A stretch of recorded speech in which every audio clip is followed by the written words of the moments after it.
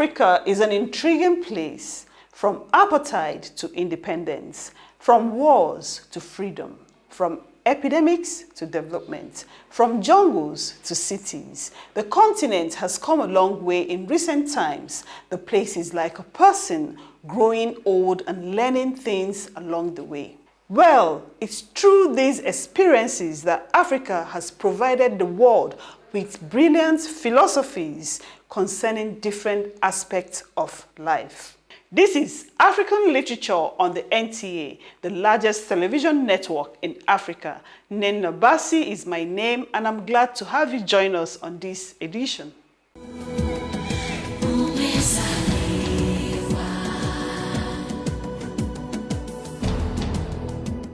Today's edition takes a look at African morality based on age-long values of collective family life and community well-being.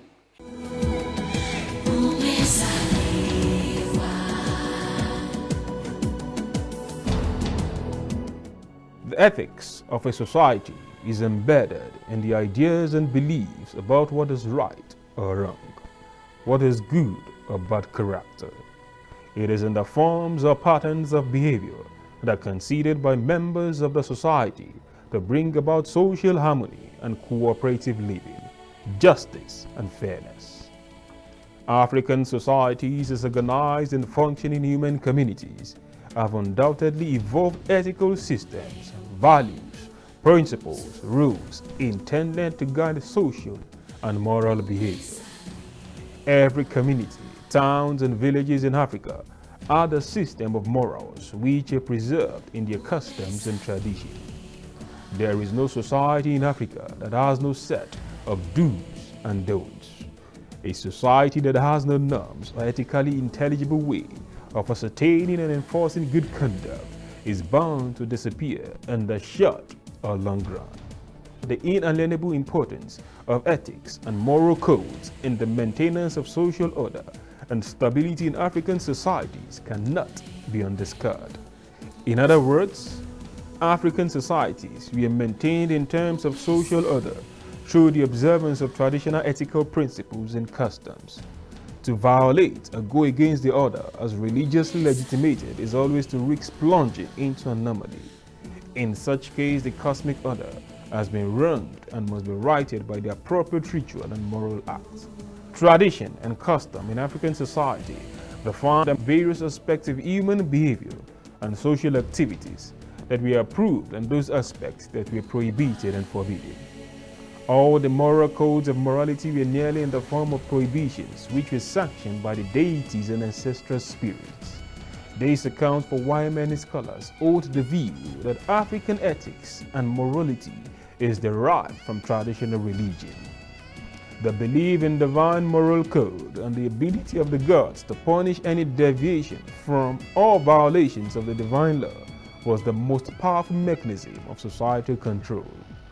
Traditional African society made no clear distinction between religious law and moral law. It is what religion forbids that the society also forbids, and the society approves what religion approves. Religious values are the same as moral values.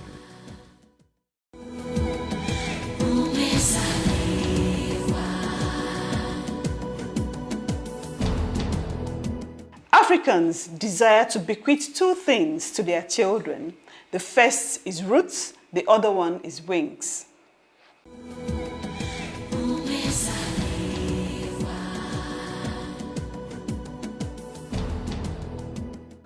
From oral tradition, literary records, observations, and through the lens of ethical relativism, morality as a timeless definition of humanity is influenced by locality.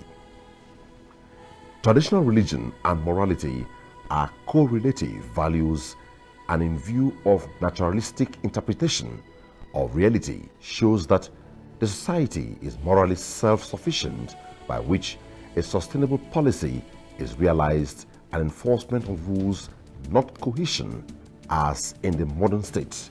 The rules achieve core indices of civilization, discipline, peace, and harmony. A fundamental impact of morality involves the domestication of humanity. Emeka Anyogolu, in his novel Ejima, looks at the Igbo culture behind the identical twin phenomenon and other cultures, capturing the fact that there are no moral absolutes. Well, as you know, Ejima is the Igbo word for twins as well as identical twins. And in the history of Igbo society, there was a time when they thought twins were an oddity and used to throw them away because they thought they were evil things, because they couldn't understand how two human beings could come out looking exactly the same. Because in Igbo cosmology, it's important to understand why they thought that way. They had the concept of chi, and chi was an individuated phenomenon. Everybody had their own chi. And your chi was never going to be the same as anybody else's because you were a specific individual, unique in your individuality. But to find two people that look exactly alike, how were their chi? Are their chi the same? Are their chi different? How is this supposed to work? This must be a strange thing. So they got rid of them. And obviously that changed over time. But I found it intriguing that across the river Niger, you had another major ethnic group of people called the Yoruba, who literally venerated identical twins, and which was a diametrical difference from what the Igbos had. And then, of course, there was the European element, where some missionaries came, a prominent one, the Scottish lady, Mary Slessor, in the case of the Ibibio, who did the same practice and so forth, trying to stop that. My thing was to make sure that the story is retold in literary terms that captures the fact that there are no moral absolutes. You are not these barbarous people in Africa and these well-moral people in Europe, because Europeans had a lot of their own problems, including killing women as witches and burning them at the stake, and so on and so forth. Igbo land and the interaction with Europe is the setting of the piece. The primary setting is in Igbo land, but the story goes back and forth between Europe, in this case the UK, and back to Nigeria until the missionary comes to Africa, and then the story moves in a sort of linear direction from there on. The work is written in simple English, or what can be referred to as Achebian kind of language infused with proverbs. It's written in English, but it's written in the English that I like to copy Chinua Achebe's style. I call the Achebian school of literature, which is employing African proverbs and a particular way of saying things that captures the literary aesthetics or sensibilities of the African. Feminism, intrusion of Western religion into Igbo culture, and innate sense of conscience in the Africans are some of the themes captured in the work. Struggle, which you try to create some sort of a friction within the society. Obviously, Igbo culture at the time in question was a patriarchal system. And a woman emerging, trying to be a leader and trying to organize women to change the norms of society is likely to generate friction between those who consider themselves already running things in charge the way we've always done it and this and that and the other, which always goes with the name tradition, as if traditions can't change in the face of new realities and so forth and so on. So there is that dynamic within the society as well, between the women and the men and the patriarchy, etc. And how that's resolved makes for very interesting reading. And of course, there's the element of the evil forest, Ajofia, which is where they used to throw, those twins and people who do bad things, murderers and this, that, and the other, and how the women there organized themselves to try and rescue some of the twins that were sent there. and the network they created, that's part of giving that agency to them. And a clandestine network that they were able to run quietly and so on. And then, of course, the taxation question of when the colonial government and how that network was used by the women as a way of challenging the business of colonial taxation. All of that is caught there. And that's the historian in me trying to smuggle history into the literature. Emeka made use of an array of female characters, seen to be more versatile than the male, and they go to the agony of childbearing, making the story more interesting. Well, first of all, I've always found that female characters tend to be a bit more versatile than male characters. So when you use them, they can be put to so many other uses. They can be wives, husbands, mothers, and this, that, and the other. Men usually, either you're a hero or you're some sort of a scoundrel, and you're pretty much done with the dimension of the thing. So I found that I had to use a couple of women. First of all, they obviously had to be mothers who gave birth to the Ejimas. And they had to be those that acquiesced to the tradition in spite of their personal pain, and the ones who were befuddled by it, and it compounded their pain.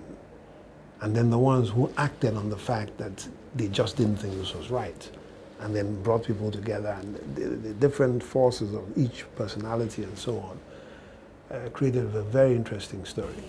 Conflict, believable resolution and setting, and complex plot made the work a success. Well, I think there are standard ones. There's got to be conflict. There has to be some sort of resolution, at least a believable resolution. I'm sure if I had said in the novel that the Ejimas resurrected from the dead and went into heaven, it might look a little hokey. So you have to have a believable resolution to the conflict you create or derives from the story. I also think that you have to have a setting where you describe sufficiently the setting in which the story is set, that the reader feels like they're almost there and can somehow imagine from the novel the context in which the action of the characters are taking place. How then does Emeka rate his work? Well, the only way you can, without sounding like somebody who's afflicted by the excessive pride called hubris, is by what people tell you. And all of that I've seen both on Amazon and so on, people say is a wonderful novel. And my daughter, I don't know whether you know how children deal with their parents. You're just daddy. You can be whatever it is you are, but you're just daddy. So every time I wrote a book, I would autograph one for them, each one of them. But they never really bothered. It's just daddy, But then the younger one, the medical doctor, when she was coming once to this country, she took that Ejima and read it on the plane and said she couldn't drop the book. And that was the first of my novels she had ever read. So when she came and landed in Lagos and I had gone to see her and so forth, she said, "Daddy, you have to write a sequel because the Ejima ends on a cliffhanger." But I don't know if you know how much writing can take out of you. It literally can suck the life out of you. And in my case, when I have a story that I'm writing, it rides me almost like someone riding a horse. Night and day is plaguing my mind. I'm trying, So when I'm done, I feel like I've relieved myself of something. For someone to come and start suggesting writing another one after that. But then, a few months later, I saw the point she was making, but I still didn't have the energy, the stamina. And then later on, the story came.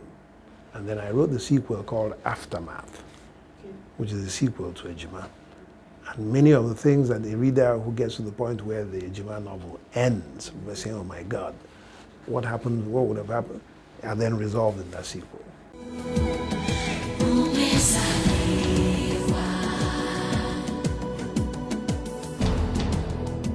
Africans desire to bequeath two things to their children. The first is roots, the other one is wings.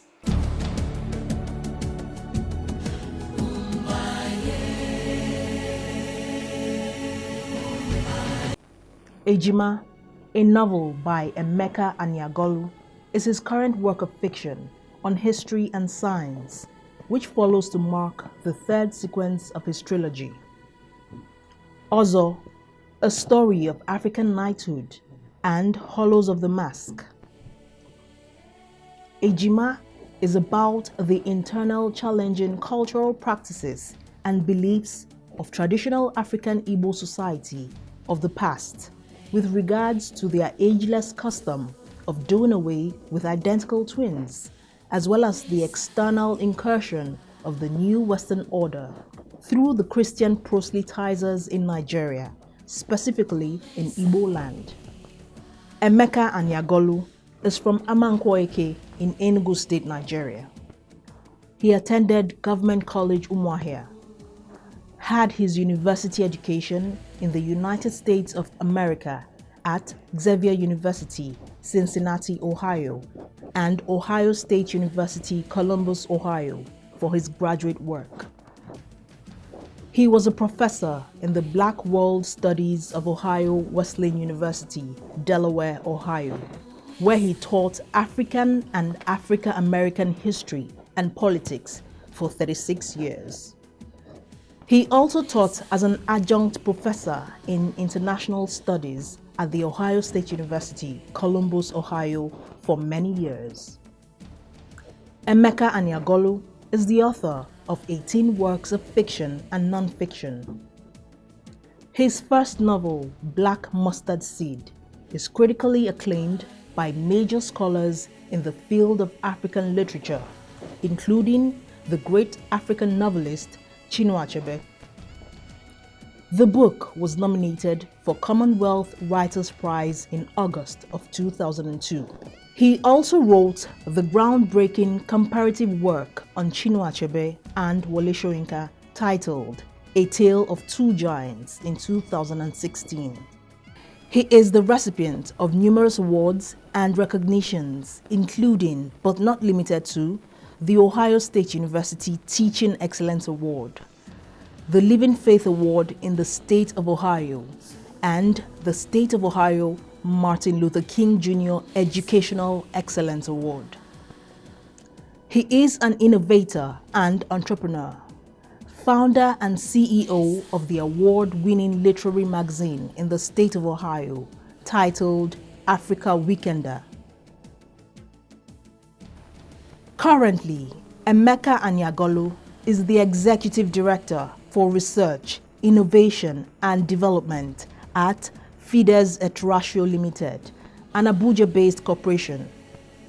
His works include African Glimpses, Beyond the Wealth of Nations, Standing on the Shoulders of Giants, Co-Whites, A Tale of Two Giants, The Hood and the Swastika, A Quiver of Arrows, Ozo, Hollows of the Mask, Ejima, and many more.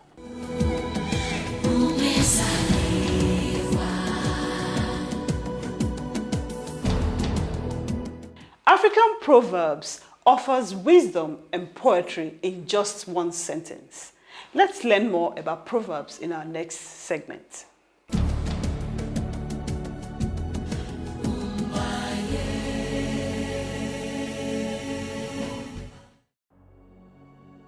A proverb is a short, generally known sentence of the folk which contains wisdom, truth, morals, and traditional views in a metaphorical, fixed, and memorizable form, in which is handed down from generation to generation. Linguistically, proverbs are a source of figurative language and metaphor.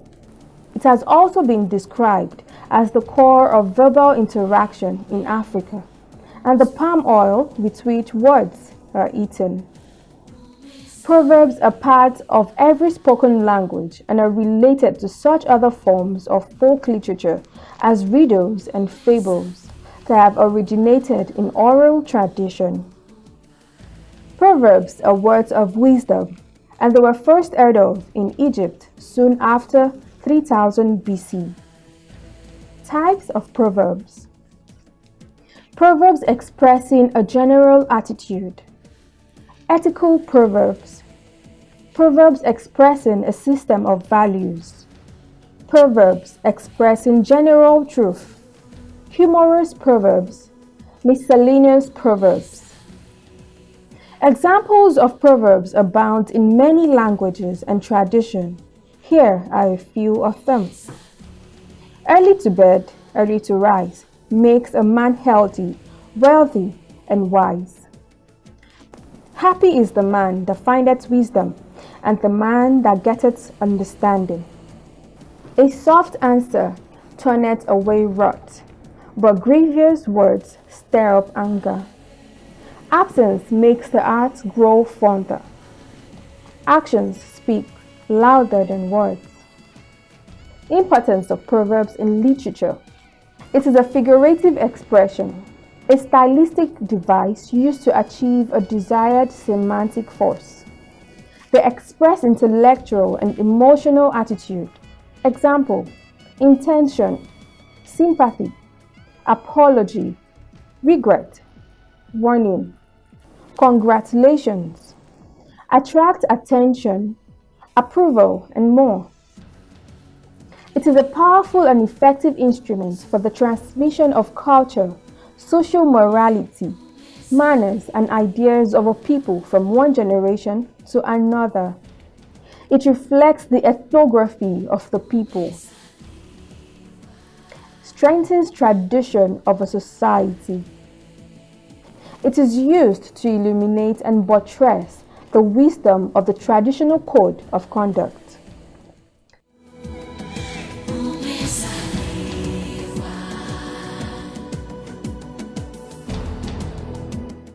Proverbs in Africa, no doubt, is a veritable tool for the transmission of wisdom and truths from one generation to another. Up next is Africa's wise saying. And on this note, remember, Africa is a beautiful continent with beautiful people. Bye.